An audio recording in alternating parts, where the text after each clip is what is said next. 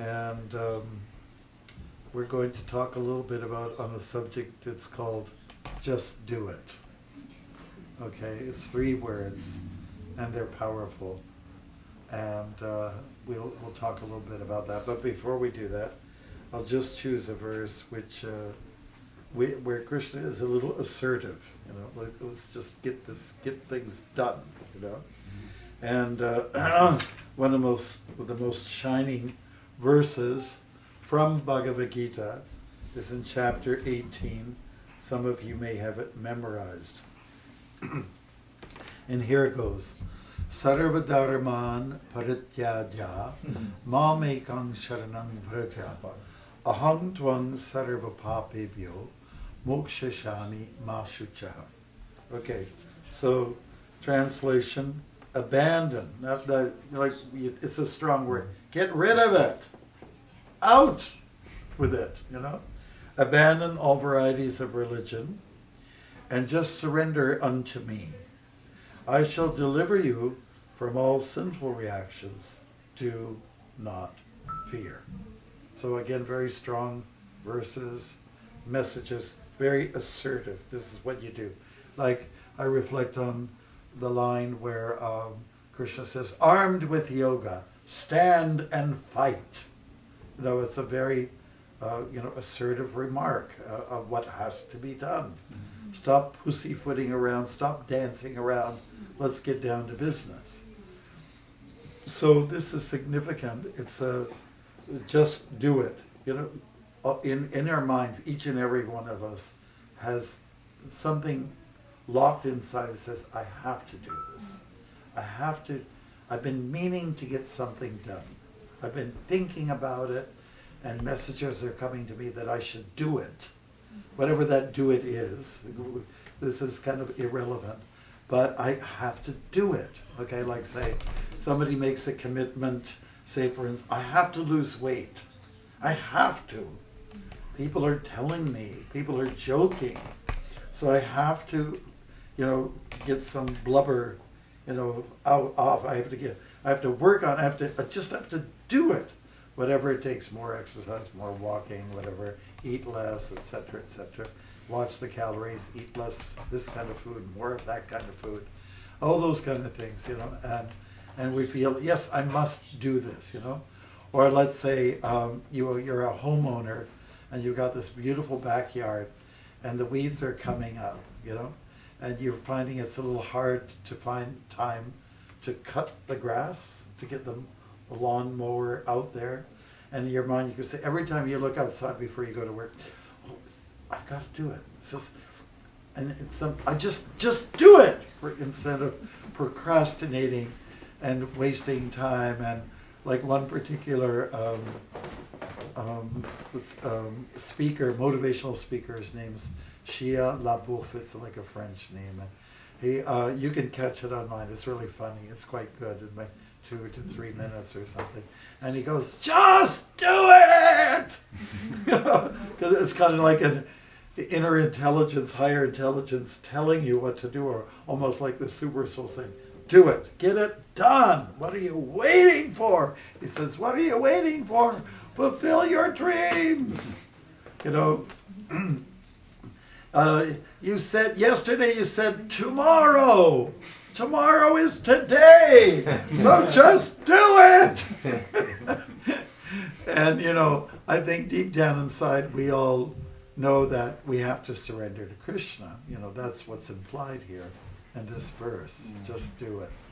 And this term, just do it, it came from Prabhupada. Okay, I'm sure other people have used it before, but here's how it was used. In 1970, it was in the 70s, 76 I believe it was, Prabhupada came to visit our Montreal temple, okay? And it's a church, kind of like what we have in Toronto, of course not as nice, okay? And sorry if anybody's from Montreal, forgive me, it's a different... No, they're all local. Yeah, but so there's this devotee, his name's Guru Prasad. He's a Prabhupada disciple now, and he's from South India. His daughter is Vrindavan Vinodini, whom some of you know. Wonderful girl, beautiful devotee, you know. She's in New York, happily married. It's our loss, it's their gain. And, you know, so he was single at that. I don't think he was married at that time, Guru Prasad. And his name wasn't Guru Prasad. Raj Rao, that's his name. He still goes by that name on the phone when you call him. Excuse me, this is Raj Rao. Okay? All right, so Raj, we'll talk about Raj. Raj came to the temple and to see Prabhupada. Prabhupada had come to visit. It was the second time to Montreal. First time was in '68, and that was the third temple that we opened worldwide. ISKCON temple was Montreal. So I would plug in for Montreal, okay. So Prabhupada was, you know, Guru Prasad wasn't quite sure where he was. Then he went up the stairs to the temple, didn't see Prabhupada there. They went up to the Prasad room. There's quite a stairs, and then Prabhupada was right there.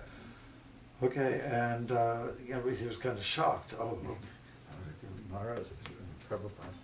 And then they just had a little conversation, a quick and a natural conversation. And Prabhupada, there was a little introduction and towards each other, and then Prabhupada asked him how he was doing, and said, "Well, Prabhupada, I'm not sure, like about the chanting, and sometimes I'm chanting, sometimes I'm not chanting." And Prabhupada said, "Just do it." Okay, so that was one thing. And then Prabhupada gave a class that same weekend on that visit, and Raj Rao asked the question, you know, asked a particular question, and the answer came back quite similar. You know, just do it. Just get going and do it. You know, I mean, Prabhupada didn't do this. Those aren't his mannerisms, but the inference is the same. He was very assertive, you know, just to get it done, you know. So when Guru Prasad, that's his name now, he described his initial meeting with Prabhupada. He said, so Prabhupada used that term, that motto, just do it, before the Nike company came up with it. Just do it. And they decided to use that term, just do it. It came from a similar statement, which is, let's do it. Now, where did let's do it come from? Back in the 70s, there was one man, he was arrested for murder, 2 murders. And his name was Gilmore last name. That's in the state of Utah. And, you know, he was tried, he went, you know, he was judged, and it was determined that he was guilty. Okay. So then in some states in America, they still have the capital punishment, and maybe it's not there the same anymore, but capital punishment was done by one of 2 ways, you know. I guess, well, one is the electric chair, okay? Those of us who were, you know, moderate hippies, we went to see Alice Cooper. You know, he did a routine, like when rock and roll music was big and then it went theatrical, you know, it turns kind of theatrical. I think the Rolling Stones did this, and then later Kiss came, they became very theatrical. You know, it was more visual instead of just listening to the music and dancing to it. So, you know, let's see now. So we're going to, you know, the electric chair was done. So Alice Cooper is a guy, and he's from Detroit. And he'd get on the electric chair and go like this, and everyone's going, you know. And Jimi Hendrix used to take his guitar, and these, you know, it became theatrical, you know, instead of just playing pure music. And I'm not saying it's a bad thing, I'm just saying that's the way it's gone, just like wrestling, and you know, these different kinds of fights, you know, it's all pre-planned, it's all theatrics. The whole audience knows it, but they just go, oh, you know, as if, you know, and it's not sport anymore. It's lost its, you know, its quality there by being theatrical. Okay, so let's go back to Gilmore. I guess they were doing the firing squad. That was the other method, the other technique. You know, several guys got their guns out and they shoot the person who's guilty. And this way, Prabhupada explains that in the laws of Manu, according to the Vedas, that if a person is definitely found guilty, that person's karma will be relieved and he can start clean in the next life instead of it lingering, you know. So there's some, I guess, advantages to it. And of course, there's a whole other element, how long do you keep somebody living who's guilty, you know. I don't know, what do they call? They cost the taxpayers $60,000 or something like, or maybe more. I could be wrong. You know. So, anyways, so Gilmore is looking out at the firing squad, and they say, you know, the guys in the routine, the compound, they say, "Do you have any last words?" And he looks. Let's do it. Okay. And I think they maybe blindfold you or something, and then, so the job was done. So at that time, like in the 70s, that term, "let's do it," went viral. It went all over the world, you know. And everywhere, every corner, even in Japan, they, wow, this guy said, "let's do it, let's get it." So that turned into "just do it." And I think it was in the early 80s, the Nike company put out an ad. They had a guy in his 80s and he's jogging, you know, and he suffered from cancer and he got over it or something. So he just said, "I'm going to try to fix my problem." So, you know, "just do it" was the slogan that carried on up to this day. But Prabhupada said "just do it" way before. Okay. So this is a very meaningful word for everybody on the planet, everybody here in this globe. We know there's certain things that we must accomplish. You know, say like, "oh, we're going to we're going to make an addition to the house," you know, and you know, the husband and wife talk about it forever and ever, and you know, maybe she'll nag, "Oh, honey, when are you going to do it?" Okay, all right, honey, we'll just do it. We'll do it. We'll get it done, and then you get it done with, and then it gets replaced with another "just do it." It never stops, right? So Krishna's messages in the Gita are like that, where he says, "armed with yoga, stand and fight." So when he says armed with yoga, it means like take up your arms, and with yoga. Yoga is not a lethal weapon. It means a connection with Krishna. That's what yoga really means. It doesn't mean, you know, doing distortions and, you know, with your body in the yoga mat and sitting there. This is a far cry from what yoga really means. It means to link up. It means to reconnect with the Absolute, with God, with Krishna. So armed with yoga, stand and fight. You know, literally we must look at it this way, that Arjuna wasn't standing up in the beginning. He came down. He dropped his bow. He became weak. And he came down, he crouched down, and his head was down like this.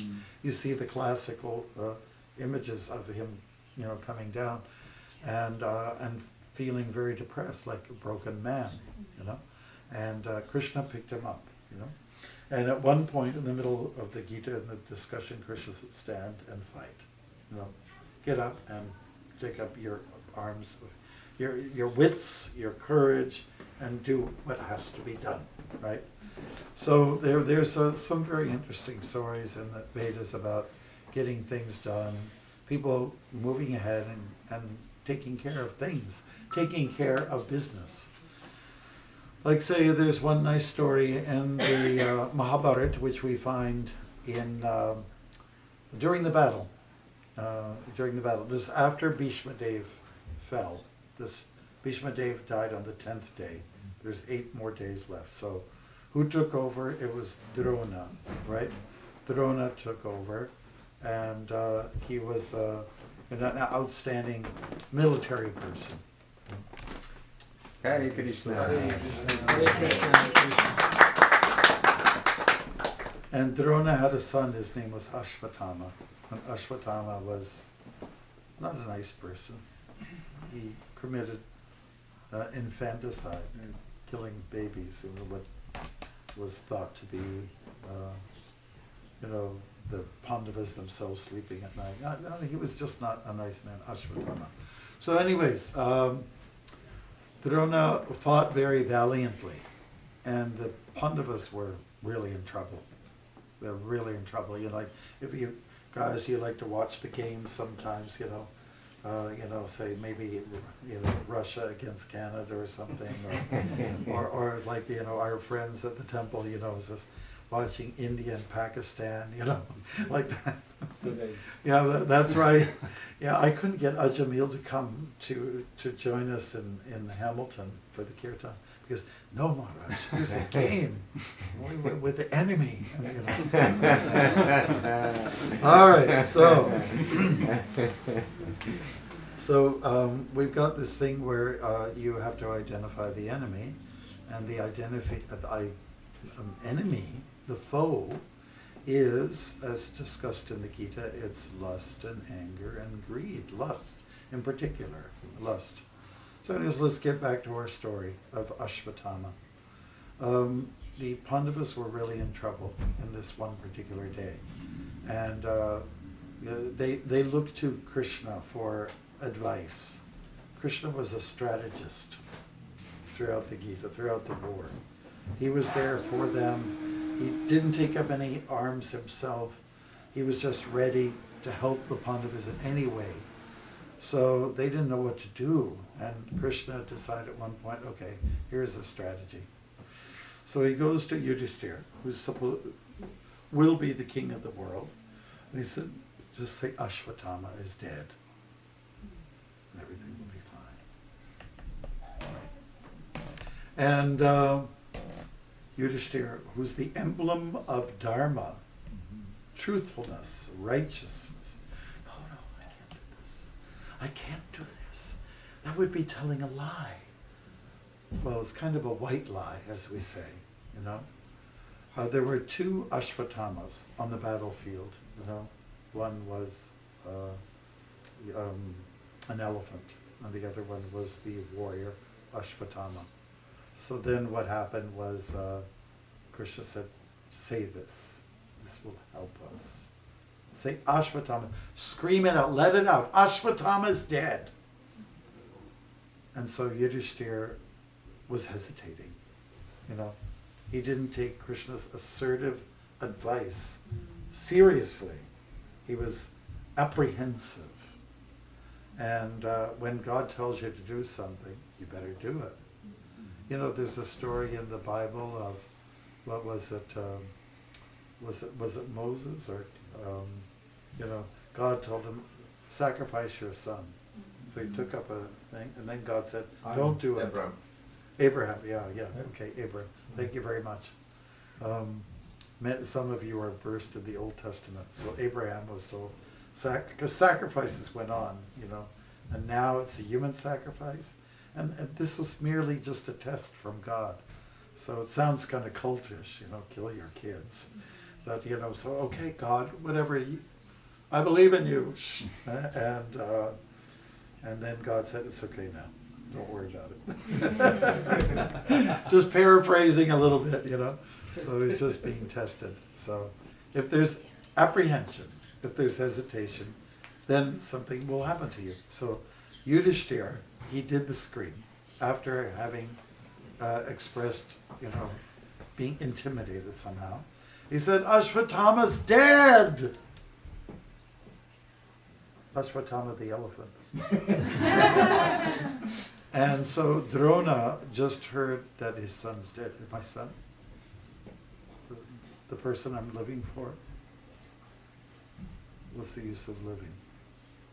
So he dropped his guard, whatever weapons were there, and then he was totally vulnerable, and his body was taken. So for Yudhishthira's, who's an outstanding person, outstanding devotee, outstanding righteous warrior, who didn't want to rule the world. Usually the best people to rule, take care of a big project are the ones that really don't want to do it, And so he really didn't want to do it, but Krishna said, I think you should do it. So Yudhishthira hesitated, and for his hesitation, he had to go and pay a little visit to the lower planets, and he had to see some uncomfortable things, and that was kind of like his punishment for hesitating.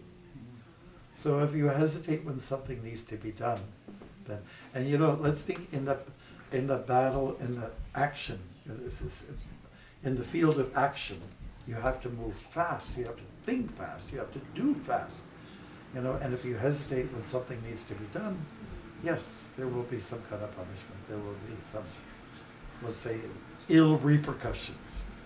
So this is the case. So Krishna was more or less saying, just do it.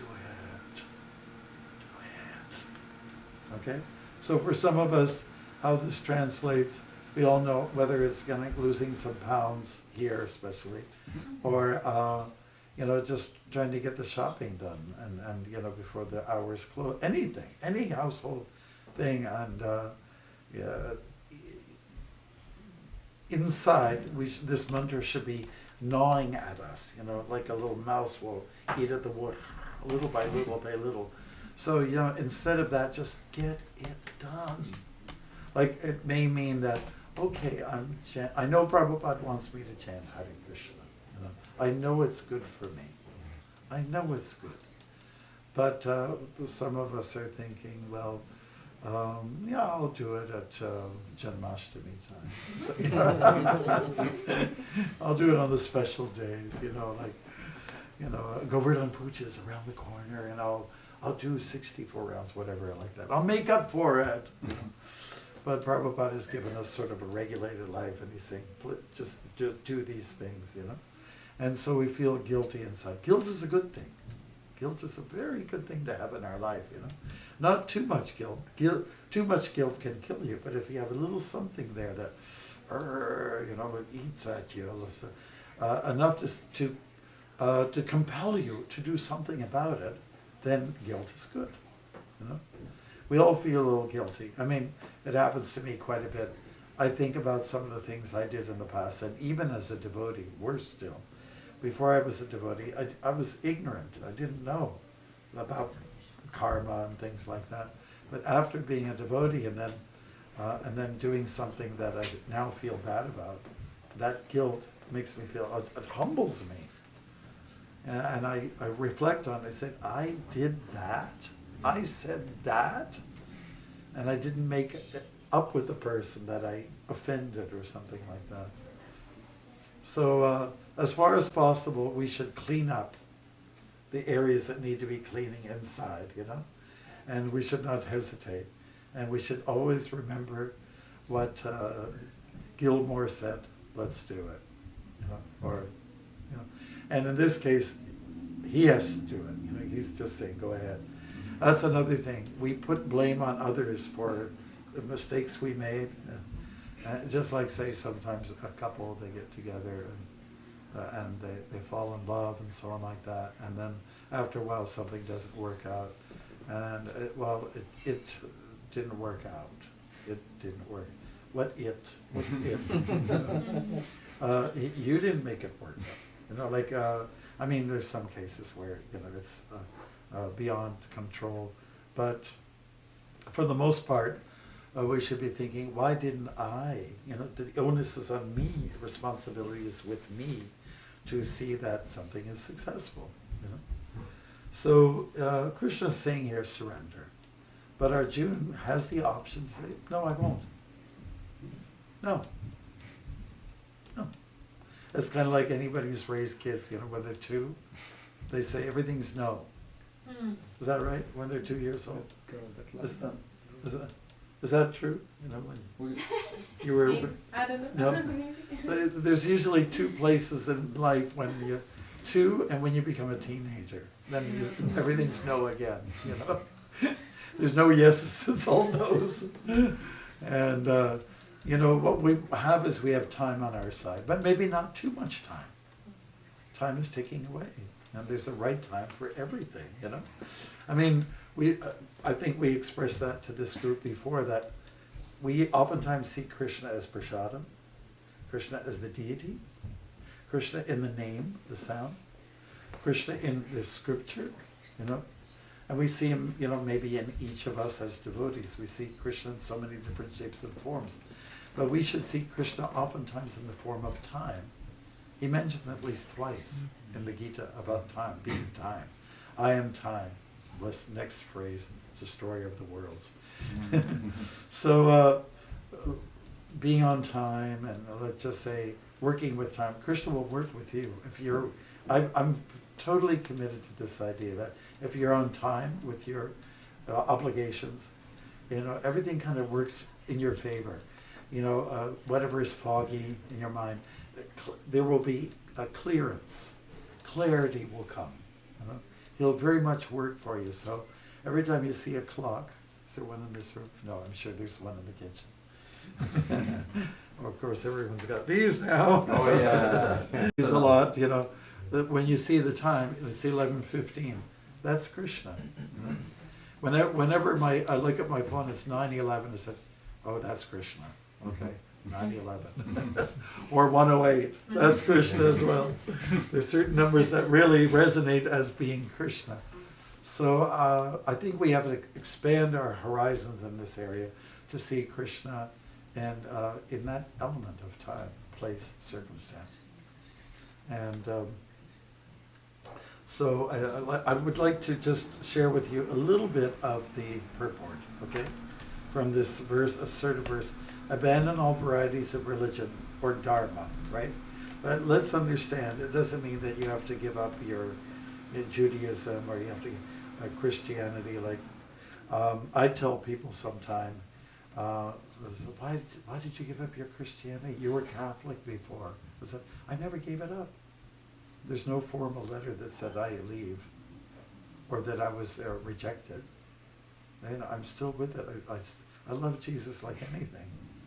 So, and people will say, you mean you can do that? So, yes, you can have Jesus and you can have Krishna too. For me it was Jesus and I added Krishna because they're both fantastic. They're both cool. Why can't I have both of them? One's the Father, one's the Son. They get along with each other. So this is what we mean by dharma. It's to reject all other responsibilities and to eventually let go and just say, I'm going to do it. This is it. Like in our native culture here, if a person was knowing they were going to die, they'll just, maybe in their dream, they dreamt that I'm going to be on an island. That's where I'm going to leave my body. And they would go to the island. I want to go to that island. And just leave me there. And you go, everyone go, just leave me. This is where I'm supposed to be. And just, it's a spirit of surrender. Just letting go, letting be. And then the juniors, sons, daughters, etc., who care so much for that person, they have to honor his wish, So that's it, let go. There's 9 processes of bhakti, 9 ways to serve Krishna, where he's very pleased. And the last one is called Atma Nivedanam. That means you just kind of let go. You can't hold on to anything. You can't hold on to your mridanga. You can't hold on to your blanket. Like when you were a kid, you probably sucked your thumb. I have a brother who used to suck his thumb, and his twin sister used to. She put 2 fingers in. 2 fingers is better than 1, she decided. But my brother, he would carry a blanket around, like they call it a security blanket, right? and if it's not that, then it's toys, And after that, for boys, the toys become big toys, bigger engines and machines. And I remember my school teacher, her name was Auntie, I guess I was in grade 2, small, young, and she said, oh, the boys, they get into their big toys, and the girls get into the boys. So, with no attachments, one has to simply let go, and let go, let God. That spirit of having no attachments, by ultimate vairagya. But not just letting go, but letting go, taking whatever Krishna is going to give you, and hopefully he'll be present and you can see him in your last days, your last moments. Wouldn't that be nice? So letting go means you let go of your material possessions, but then receiving something greater in its place. Isn't that nice? Would be good, wouldn't it? All right. So we're going to be looking. The Lord has described various kinds of knowledge and processes of religion.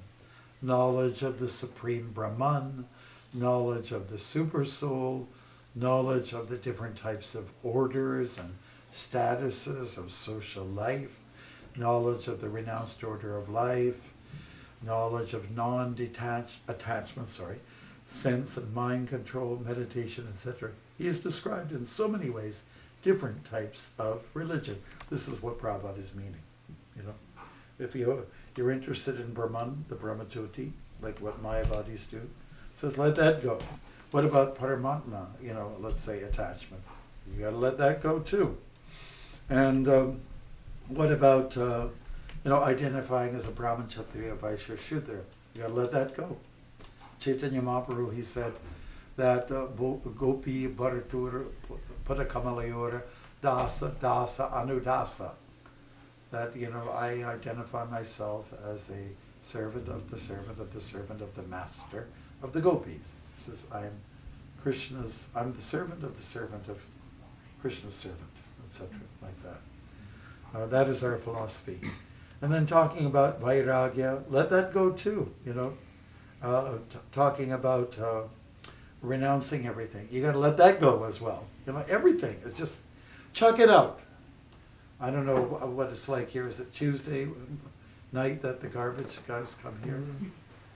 Monday Friday. night? Friday. They come here Friday. At the temple, it's Tuesday night. So, okay, that's chuck it out. Put everything out there on Friday night. Everything else. Just dump it, put in a garbage bag. Everything that your attachments, put it out there. I'm talking about the more subliminal attachments that we have.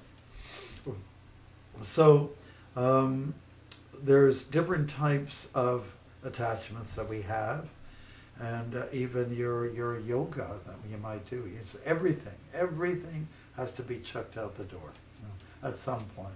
And you'll know your time, usually if you're lucky, unless if you get hit by a bus or by the garbage truck that's coming on Friday night. Then, and it came by as a surprise. Many people have an idea, I know I'm going to go soon, so this is it now. Do you wish anything? What are your last words? No, just Krishna, do it. Do it for me. Take me now. Like that. And it can be a great moment. So this is a beautiful purport, and it goes for some extent. And our message is, however, just do it, because Krishna is constantly telling Arjuna, let's do it, let's surrender, let's take up the lessons and that I'm giving to you, listen to them clearly, and apply them. There was a beautiful story in the Bhagavatam that you can read about where the mother of the demigods, her name's Aditi, and her sister was Diti, and she was the mother of the demons. That's how it works. And their husband was Kasyapa Muni, And so when Kasyapa Muni was on a meditation retreat, something terrible happened. Her sons, her family was, let's say, exploited, you can say. They were driven away by the demons. They became powerful. And the Asuras became powerful, and they did away with the Devatas. So as Aditi is left with, she's crying, her family's gone, her husband's not there. So he comes back from the retreat. He says, what's wrong, my dear? And he says, my children are gone, they're finished. And so, okay, well, let me give you, because he was a great yogi, he said, I'll give you some guidelines. And so he gave step-by-step procedure, some things. So go and take some dirt that was turned by a boar or something like that, and all kinds of explicit directions, you know. So when you follow and then she was successful. It was a payovrata. You know, vrata means abstaining from like milk, you know. And so that was part of the austerity. So we follow our particular routines that will help us, and look at each one of these steps as just do it. Don't hesitate. And then you will, you know, get some great benefit in the end. Okay, let's give another example of something that's quite practical. Okay. So when you first go in, you go with your toe, right? And you put your toe in the water. And if it's doing okay, great. You put your whole foot in the water. And if it's feeling okay, great. You're just testing yourself, you know. But you're a little bit shy in the beginning because you think it's still a little cold, you know, from the frozen days before. And you keep going, and eventually you develop confidence in it. And you go in knee deep, and you go, you know, when it's maybe a little chilly, little bit chilly, you know, and you come out there with, and it goes up like this, and, oh, you know, and your friends are saying, just do it, just go in, what are you waiting for? Why are you hesitating? Your time is passing away, you're missing all the fun, you know. So anybody who knows that you have to go with some bravado, just go in, just do it, you know. I admire these people that do those polar bear stunts. They just go in, and of course the ambulance has to be nearby, you know, in case if somebody has heart failure, and it has happened, you know. These are noble people, and they're trying to raise money for some good causes, and it's great. Everybody wants to be a hero for a moment, a time in their life. Well, to be a hero means you just do what has to be done, you know. And Krishna's telling us to surrender. Sarva dharman parityaja mamekam sharanam vraja aham tvang sarva papebhyo mokshashami mashucha. And Krishna will he'll relieve the stress, he'll give you moksha, he'll lift all the karma. So much benefit from surrendering to him. And there's so much torture from being apprehensive and procrastinating. You know, when we procrastinate, it's clearly in the mode of ignorance. It's tamagun, right? But when you do something that has to be done on time, that's sattvagun, that's mode of goodness. And when you're sort of on hot, cold, yes, no, like sort of mental, it likely means that you're a little bit in the rajas department, like mode of passion, yes, no. I remember when walking across Canada, I study how the animals that are fenced in, how they behave. So for the dairy cows, they always come to you. They're eating, and then they monk. And then they come forward. They'll slowly come forward, especially if you sing to them. They'll come, and they love to be petted, you know, because they have more human interaction. And then when I go through areas of the country where it would be beef cattle, it was a very different response. They live in fear, like it's real tamagun, and it's justified. They've only been abused, and they know they're going to be slaughtered. They have some sense. So they'll eat, and then, monk. They just, you know, they go in another direction. And then when it came to horses, it's really funny how animals have their interesting behavior. Horse will come. And then stop, and then look again. Back and forth, like some space cadet, you know. It's funny to see how they all react. But, you know, when it comes to knowing what to do, then you do it. Just do it. And the reason why people don't just do what needs to be done is because they're confused. There's lacking of training, there's lacking of education, there's lacking of what's right and wrong. Really, there's no sense of dharma, what's right and wrong. And people are really super confused these days, you know. And a lot of it has to do with the fact that they oftentimes don't come from a good background, families all kind of broken up and things like that. So it's so they just get confused. A lot of kids are confused, am I a man or am I a woman? Or should I be a man or should I be a woman? You know, maybe I can be a man for a little while, then I'll be a woman. I'll try everything out. You know, and if you just wait your turn, you will become that other thing in the next body. You become a dog if you want. You know? But you know, we have to sort of end the confusion. And how do you end the confusion? Go with some straight directives. And the directives are, as Krishna is stating here, armed with yoga, stand and fight. Yoga, when we say yoga, we mean bhakti yoga. You know? Armed with love. Love is what's going to kill it. Just like yesterday, somebody said, Maharaj, he pulled me to the side. He had such a nice kirtan, you know. Said, Maharaj, the kirtan's too happy. This is a serious matter, you know. And he said, you mean it shouldn't be happy? And basically I said, well, you know, we're trying to make a statement that we have a strong kirtan, and we're trying to kill hatred with the opposite, with some kind of love, sending positive vibrations out into the atmosphere. And I didn't really wait too long to see if I converted him or not. I just decided that, you know, I had to move on. I was busy, you know. And but that's what you do. Chaitanya Mahaprabhu's whole mission was, let's do it. There was interruption with the Chankazi, a Muslim leader. And, you know, he came personally, this Muslim leader, and he broke the drum. And the reason why he did, see, the two enemies of our culture are Smarta Brahmins and people outside who denounce our ways, you know, two kinds of people.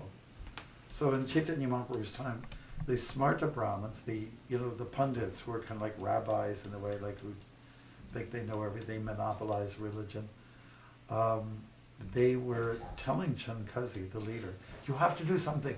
You have to do something about this Mahaprabhu. They're chanting all day long, in the nighttime, disturbing everybody, and they're happy people. You know, you have to do something about this. They're doing everything that we are trained to do. They're doing everything the opposite way. So you have to do something about it. So the Chankazi, the Muslim leader, he was under pressure, you know, to act because he was the leader. So he did, and he took a drum. Says, you stop this drumming, this playing. You know, so when news got to Chaitanya Mahaprabhu, he became very assertive. We're not going to let this go. We're going to go. And he started what we call the civil disobedience movement. Civil disobedience movement is something that came up during Gandhi's time, you know, like 400 years later. How do you attack something that's negative, do something positive, and try to be peacefully aggressive?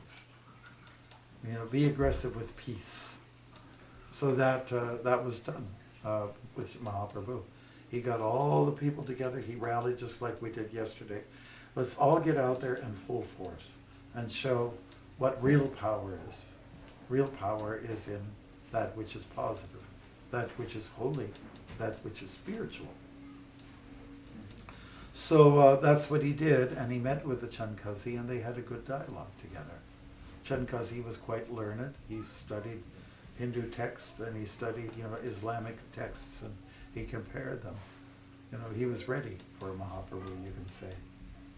And Mahaprabhu told him, well, okay, yes, like one argument came up, and you killed the cows, you killed horses and cows, you have those, it's in your Vedas. The Chankazi was saying, said, yes, there were occasions where that happened. An animal would go into a fire, and they come out of the fire rejuvenated, or something like that.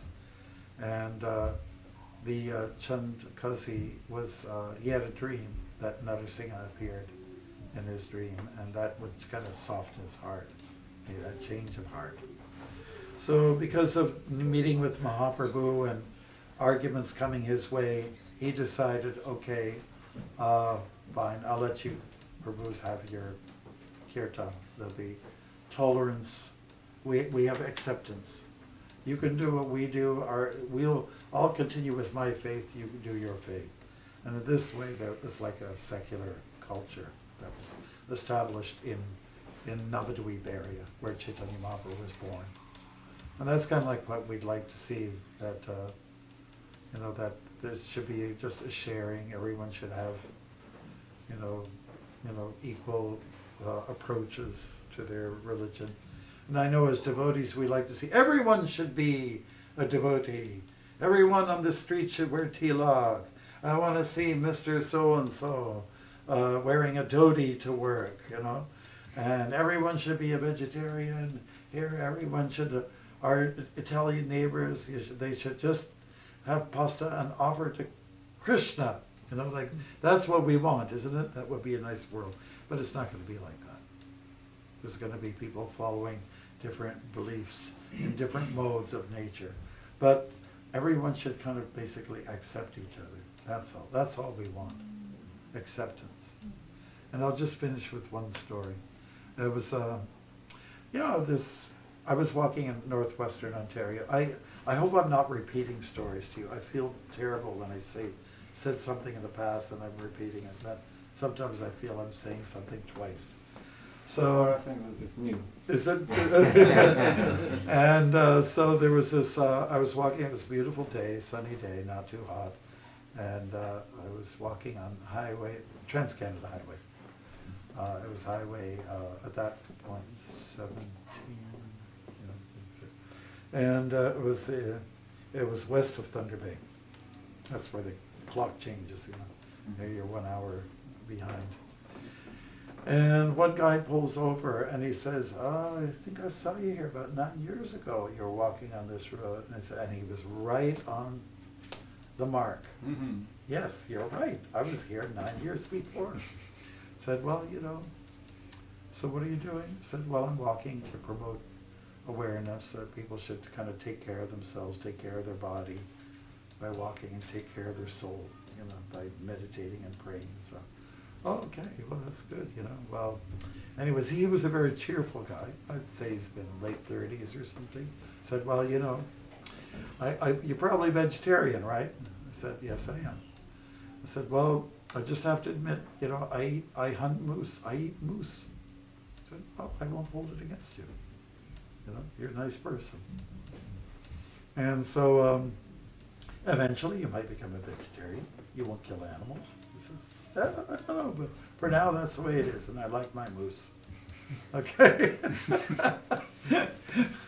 And then we hit it on so well, it just clicked, like in terms of friendship, it goes.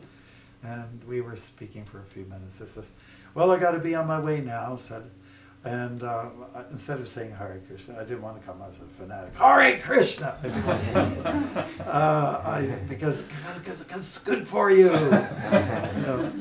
I was just saying, I hope you have the best day. This is the best day of your life. So, okay.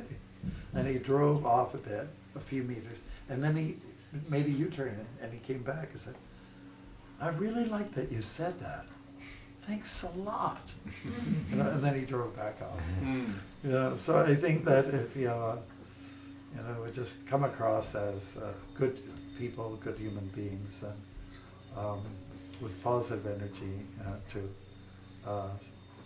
to confront the negative, something good will come of it.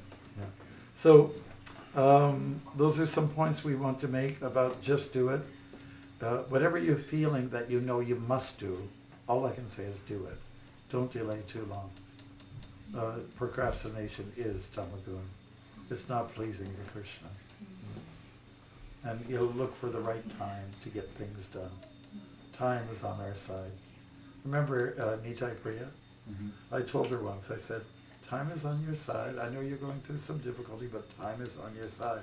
So she wrote a beautiful song about it on the piano. Time is on my side.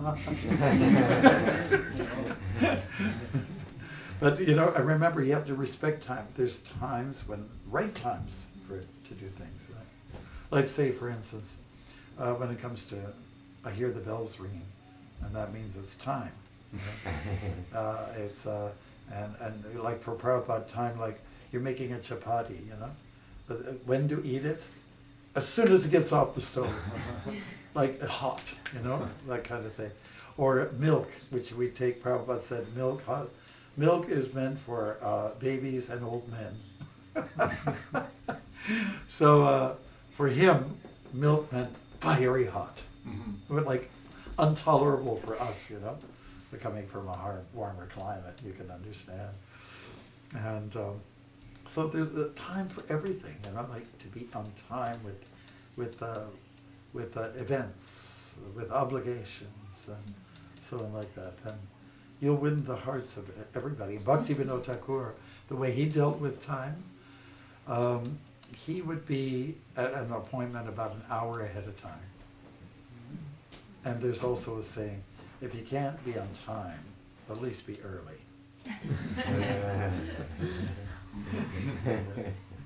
So a lot of it, think of Krishna as time, and don't hesitate if God is saying something to you, and let it be done.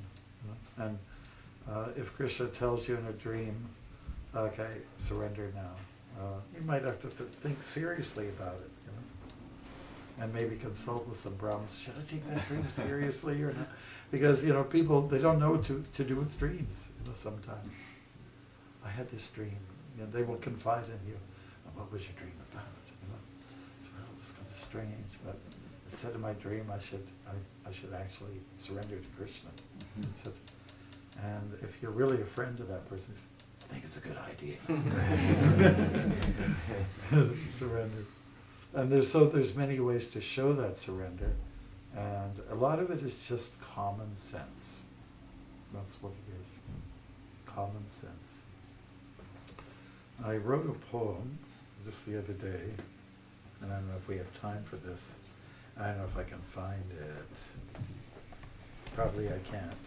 But it's called Violence is Not Golden. And I'll try. But while I'm looking, would you peruse? Does anybody have any question or comment? Anything at all?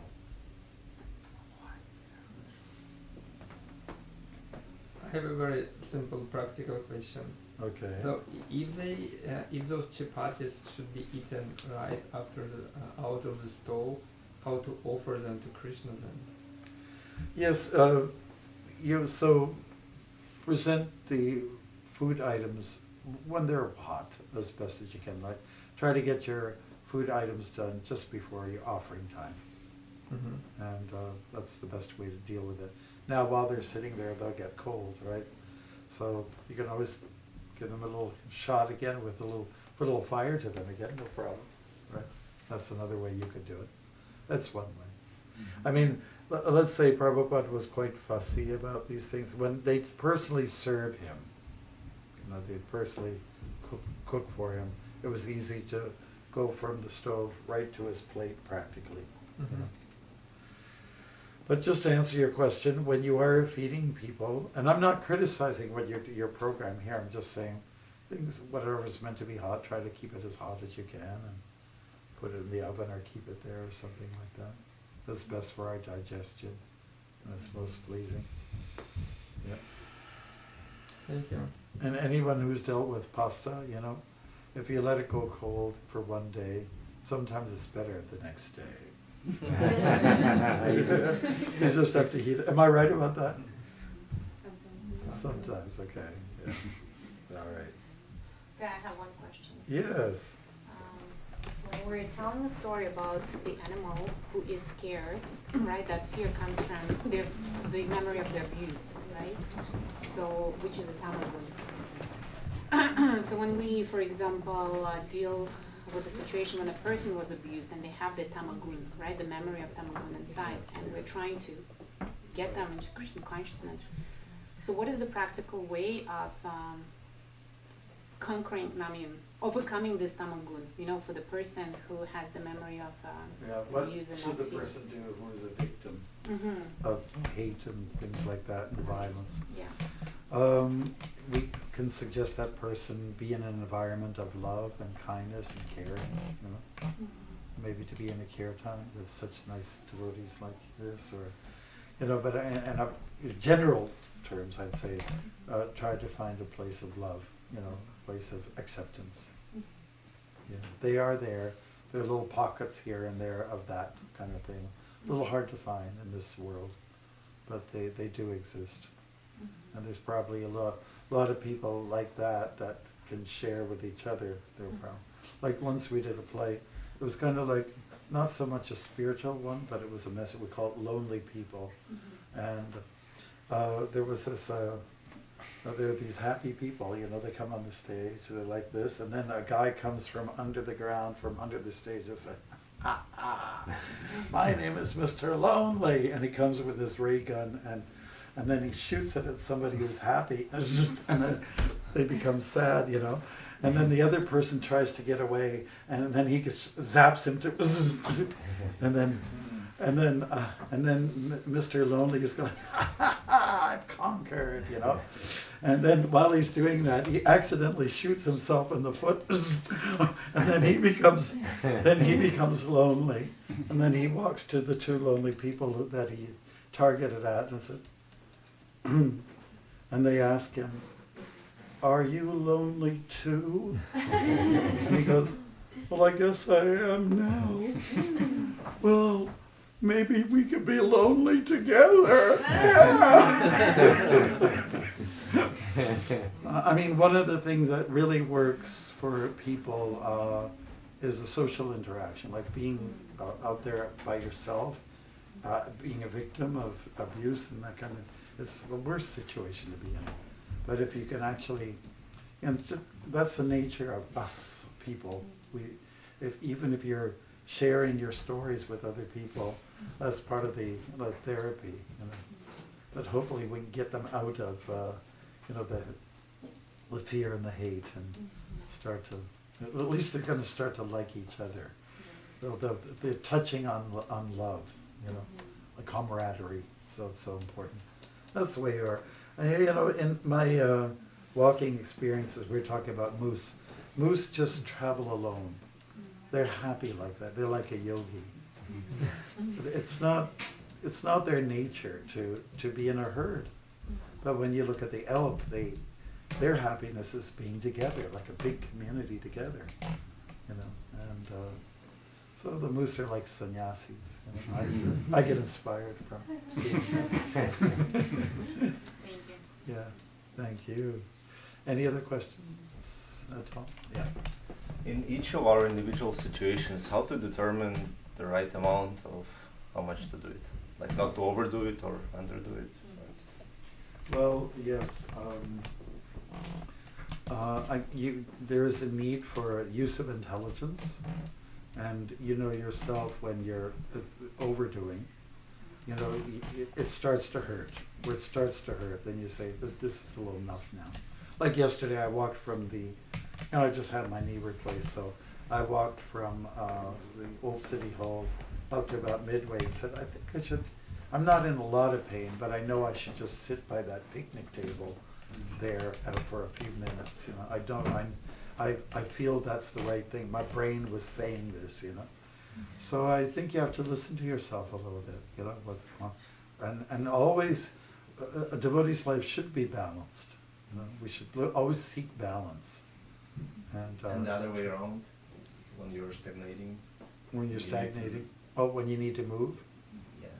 What do you mean, like somebody's not busy enough, they're not engaged? Or? Like you're not... Oh yeah, not producing. Oh yeah, they need a kick in the butt. You know, if you can't do it yourself, you have to get someone to help you with those things. That's what the Kshatriyas used to do, the kings. They used to go around and see who's working. Okay, good. Who's not working, get off your butt and do something, you know?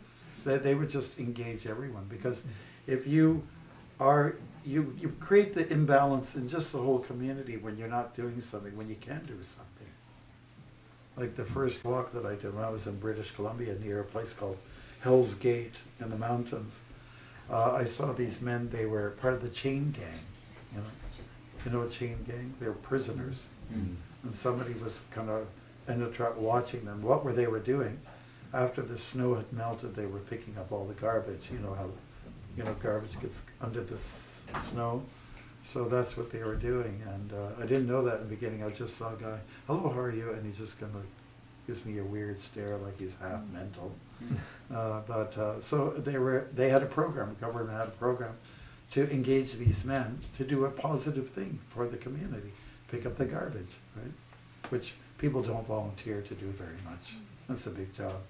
So you get a bunch of chain gang men to do this kind of thing. So engagement is so important, so much, let's say, advantageous to the person's well-being when you're active.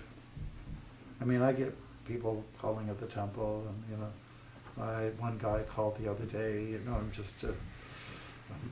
I'm having these problems. What are you doing for yourself? And I just determine, I'm not a counselor or something. Well, are you going outside? He says, no, I'm not going outside. I'm scared. He says, well, what are you scared of? Well, it's people. So, well, they're not going to harm you. Are you getting some fresh air? Are you moving your body? No, I'm not. He says, why don't you do it? And he didn't like my instructions, so we just, another call came in and said, oh, I see you're busy right now. Okay, thank you very much. So he wasn't interested in help and advice.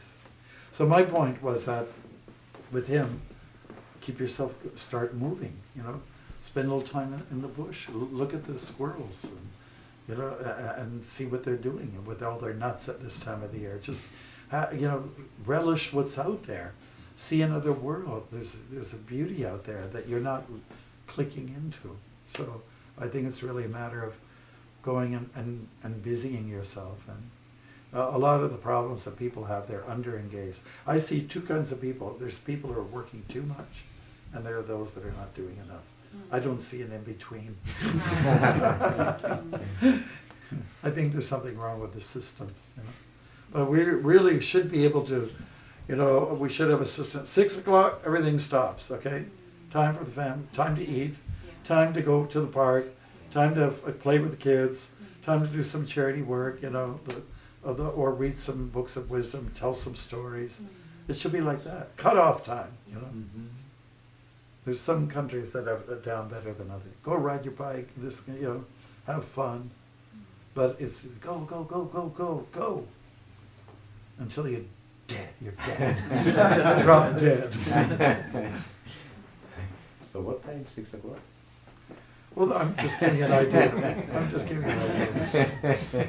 These poor people, they're going like 12, 14-hour shifts, it's ridiculous. For 3 days in a row. And then after that, then you don't have to work or something like it. It's just, you have to work with the sun and you have to work with the moon. And again, when you work with the sun and the moon, it means you're working with time. Right? So let's work with time. Time is Krishna. Krishna is time. Yes? Yes. First I want to say thank you very much for the class, Maharaj. And you mentioned about having a sense of guilt being a good thing, while too much of a guilt can be self-destroying to a person. Can you just elaborate a little bit on this in terms of, again, balancing between two? Yeah. Well, some people feel very guilty about wrongs that they've done, and they harbor that, and they let it eat them up. They don't know how to draw in the good things that happen in their life, and so they just dwell on the negativity, and they get depressed, and start to contemplate all kinds of horrible things, right? So it's just, again, a matter of getting the balance, and you suffer from low self-esteem if you contemplate too much on all the negative things that you may have done. So it's really important to. So what can help you to boost your self-esteem? Well, Exactly the same question. You mentioned that guilt is good for Krishna. Krishna is okay with some guilt being with you, pushing you forward and stuff like that. Yeah. Me as a parent, I've grown a big guilt in myself. Like I have a sense of hearing, sense of smell, and this big guilt is beside me because I feel like I'm not enough or I'm not giving enough, and my kids can get all that treasures. We moved to Canada, but I'm not doing maybe something enough, and many things with my husband and at work. So how to find that balance and balance myself? Yeah, I think that where you're cultivating culture, it means that you're with people who are always encouraging each other. You're always saying something nice. Like with a couple, they have to constantly say something nice about each other. Otherwise your life is hell. So, to the point, I don't want to go in that house. I feel I'm going to be yelled at. I'm going to be, put down. So, maybe there's something that has to happen in our educational system. People have to know how to say nice things to each other. And I think that's a big problem now. Because it's oftentimes the spirit is, I'm a victim, I have my rights, what do they call that? My entitlement, listen to that. Everything's totally negative, So I guess you need someone to say, oh, that was a great preparation you made, I love that apple crumble. That was wonderful. That was great. Oh, honey, you look so nice today. You mean I didn't look nice yesterday?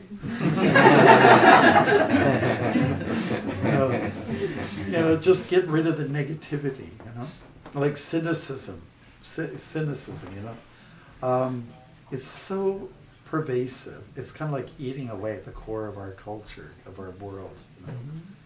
And cynicism it's sin. It's a sin to be cynical, to be negative. And Prabhupada wasn't like that. So I think we should draw from people who are quite upbeat and happy. So I think that's what you got to look to. But unfortunately, people in the mode of ignorance always look to those who are, and then it compounds the problem even more. Hence, the message is always the same: sadhu sangha, sadhu sangha. Associate with people who endorse positive energy. And we have to do that. Like the people you live with, you have to say nice things about each other. It has to be done. Like my dad, he used to come back from working from the factory complaining about how everyone's complaining. But my dad had this great art of always being optimistic despite the difficulty. Like my mother had some mental problems, he had to deal with that, and then he had 6 kids, and I don't know how he did it.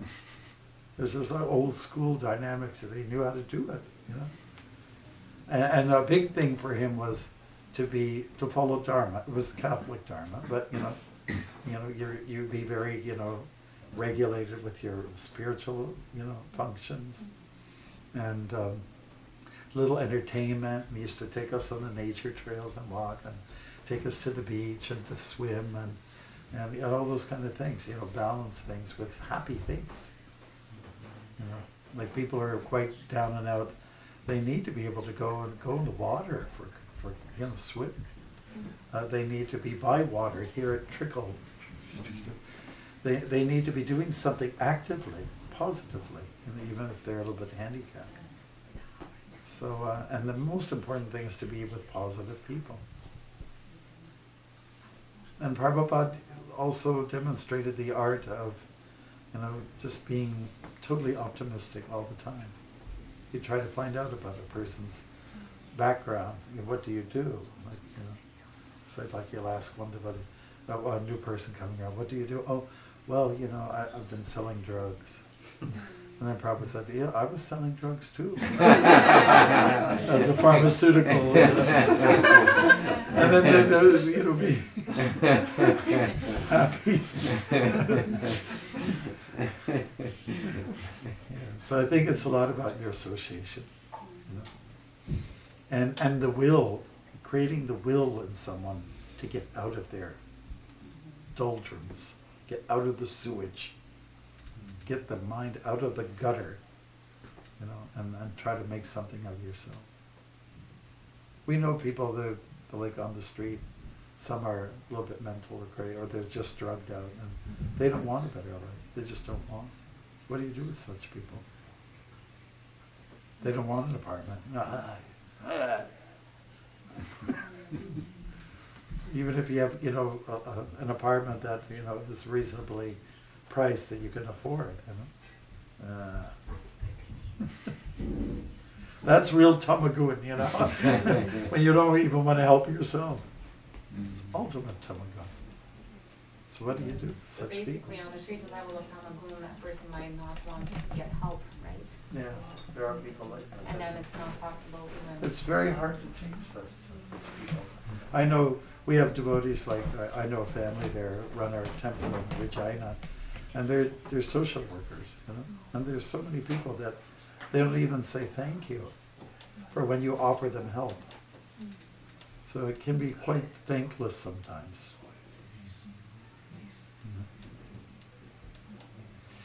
It's sad. So anyways, we're getting close to, it's 12 o'clock, just now. I have time. So we're going to do the Dhammadarastaka and then, because we'll have to go at some point.